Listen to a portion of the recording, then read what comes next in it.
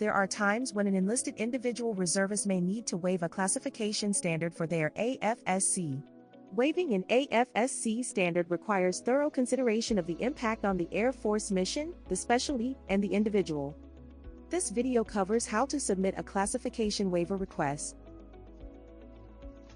HQ RIO has a myFSS guide on submitting AFR classification waiver requests.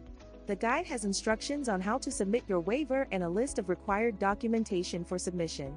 Use the guide in this video as resources to fill out classification waiver requests. On myFSS, IRs can also find the guide by searching for the term AFR classification waiver request.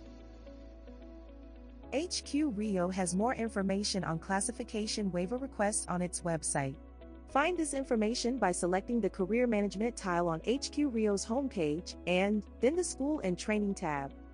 Here you can find more information on the classification waiver request process, such as the steps to complete the request and the templates you'll need.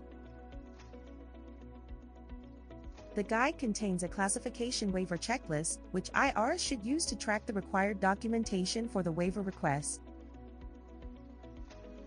There are also examples of the memorandums required from your MPS, or detachment, supervisor, and commander. All are required parts of the waiver request submission unless your commander is also your supervisor. The waiver package must include all of these documents in this order.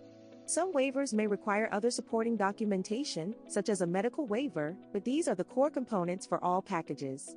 Refer to the current AFOCD and AFECD guides when composing the memorandums to ensure you use the correct terminology in your waiver.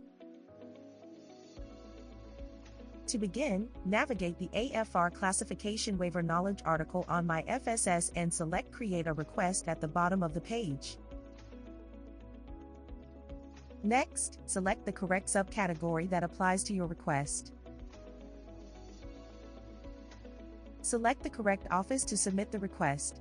IMAs will submit the waiver request to their RIO detachment, not HQ RIO. In the Questions field, provide any context or questions. You will then upload the full set of supporting files, which were listed earlier in this video. The last step is that you must select Next to complete your classification waiver request.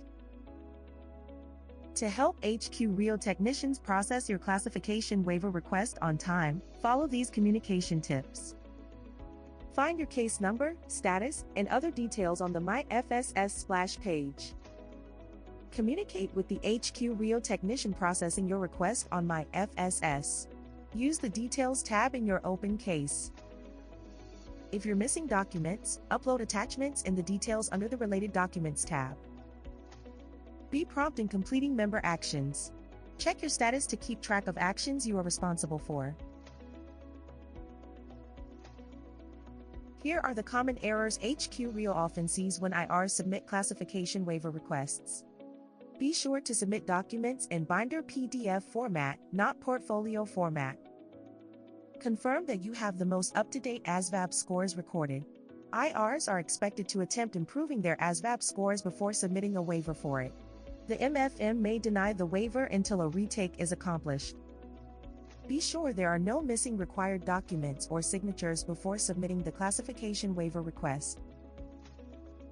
Remember to follow the correct process for submitting classification waiver requests. Waivers will only be accepted from MPSs or the RIO detachment. Waivers must be submitted through myFSS, not through email.